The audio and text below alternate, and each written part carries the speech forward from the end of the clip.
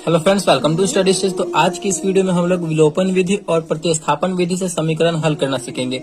यानी आपको जो है विलोपन विधि को बनाने के लिए एक अलग वीडियो नहीं देखना पड़ेगा और प्रतिस्थापन विधि से समीकरण को बनाने के लिए कोई एक अलग वीडियो देखने की जरूरत नहीं है। आप सिर्फ इसी एक वीडियो में विलोपन विधि और प्रतिस्थापन विधि से समीकरण को हल करना सीख जाएंगे।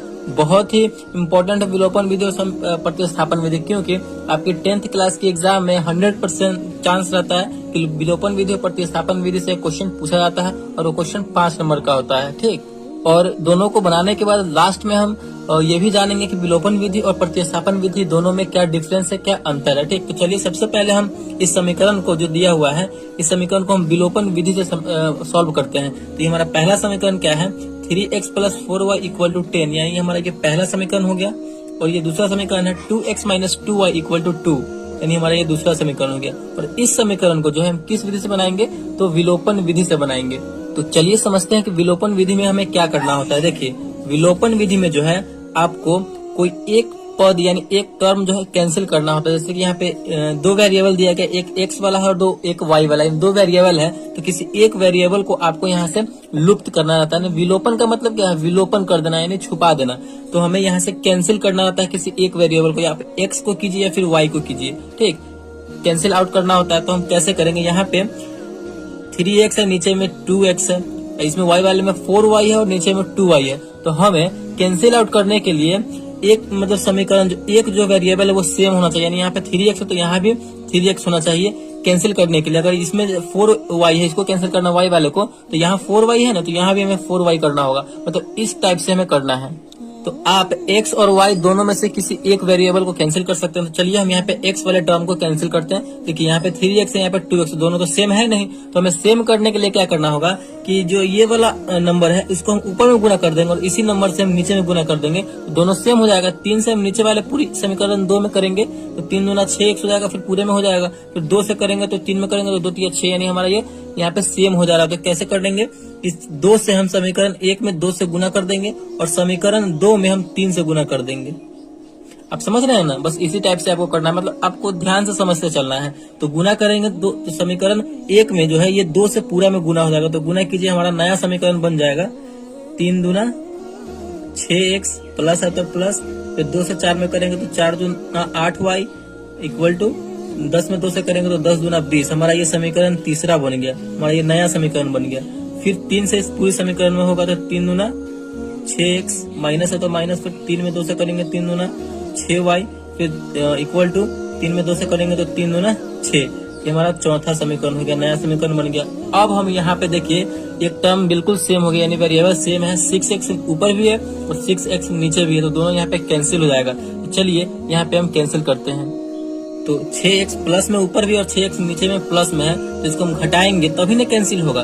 मतलब 6x में से 6x अगर घटेगा तो यहाँ पे 0 हो जाएगा, यहाँ पे कट जाएगा। तो यहाँ पे जैसे हम आप एग्जाम में लिखेंगे 10th क्लास के एग्जाम में, बोर्ड एग्जाम में, बिल्कुल उसी प्रकार हम बनाएंगे और जिससे कि आपको 5 में 5 नंबर मिल सके। तो यहाँ पे हम लिखेंगे समीकरण 3 और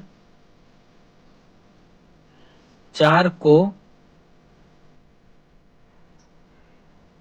घटाने पर, समीकरण 3 और 4 को यहाँ पे हम घटाएंगे तो घटाइए 6x + 8y = 20 है हमारा तीसरा। चौथा है 6x - 6y = 6 है।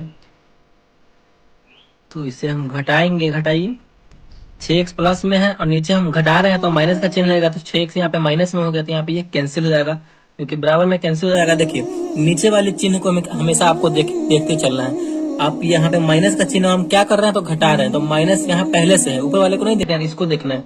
तो माइनस यहाँ पहले से है और हम माइनस कर रहे हैं, तो माइनस और माइनस मिलकर क्या होता है, तो प्लस होता है। तो अब हमारा ये दोनों जुड़ जाएगा, ऊपर वाला भी हमारा प्लस में हो गया, नीचे वाला भी हमारा प्लस में हो गया। ठीक, तो 8 और 6 को जोड़ेंगे तो हमारा हो जाएगा 14। y है तो y, घटा रहे हैं तो घटाइए, यहाँ पे प्लस का यहाँ पे चिन्ह है, माइनस है तो माइनस प्लस मिलकर होता है माइनस, तो घटाइए 20 में से 6 जाएगा तो यहाँ पे हमारा बचेगा 14।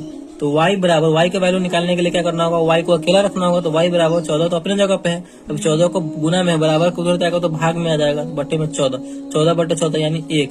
यानी हमारा जो है यहाँ पे तो y का वैल्यू निकल के चला आया, y = कितना आ गया, तो 1 आ गया। इस प्रकार हमारा y का वैल्यू निकल के आ गया। अब हम इसी y की मदद से समीकरण 1 में या फिर समीकरण 2 में y का वैल्यू रख देंगे तो हमारा x का वैल्यू भी निकल कर चला आएगा। तो चलिए हम समीकरण 1 में आप या फिर 2 में किसी में भी रख सकते हैं। तो समीकरण 1 में हम इस y का वैल्यू रखते हैं। तो चलिए हम समीकरण 1 में एक y का वैल्यू रखते हैं, y का हमारा मान निकल के आया है। तो यहाँ पे हम कैसे लिखेंगे, बजाते से लिखेंगे समीकरण 1 में y का मान रखने पर। अगर आप इस प्रकार लिख के बनाएंगे तो बोर्ड में आपको बहुत ही अच्छे नंबर प्राप्त होंगे रखने पर। चलिए हमारा समीकरण 1 क्या है, 3x plus 4y equal to 10 है। तो हमें y का मान रखना है, यानी y के जगह पर 1 रखना है। तो यहाँ पे हो जाएगा 3x प्लस 4 और y के जगह पर 1 आया है तो 1 लिखेंगे बराबर 10। 3x प्लस 4 में 1 से गुना करेंगे तो 4 हो जाएगा बराबर 10।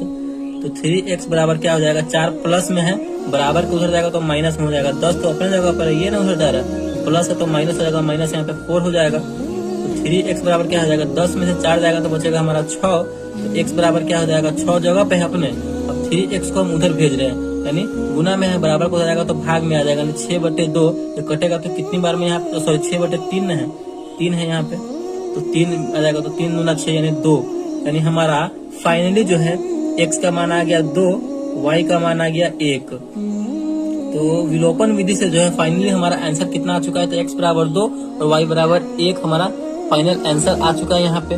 तो आई होप आपको विलोपन विधि बहुत अच्छे तरीके से समझ में आ गया होगा। तो हमें विलोपन विधि में करना क्या होता है कि आप एक टर्म को यानी एक वेरिएबल को आप x को कैंसिल आउट कर सकते हैं या फिर y को कैंसिल आउट कर सकते हैं। अगर हमें y को करना होता तो यहाँ पे हम क्या करते हैं कि इसमें y वाले में ऊपर वाले में 2 से गुना कर देते तो ये मिलकर हो जाता 4 दूना 8, और नीचे वाले समीकरण 2 में हम 4 से गुना कर देते तो 2 में 4 से करते तो 8 हमारा ये दोनों बराबर हो जाता 8, तो उसको हम कैंसिल आउट कर सकते थे। आप x को कर सकते हैं या फिर y को कर सकते हैं। तो यही करना होता है हमें विलोपन विधि, यानी एक को विलुप्त करना होता है, छुपाना होता है। इसका नाम एलिमिनेशन मेथड है या फिर लुप्तीकरण विधि भी है। तो आई होप आपको विलोपन विधि से समीकरण को सॉल्व करना आ गया होगा। चलिए अब हम समझते हैं यहाँ पे प्रतिस्थापन विधि से समीकरण को हल करना।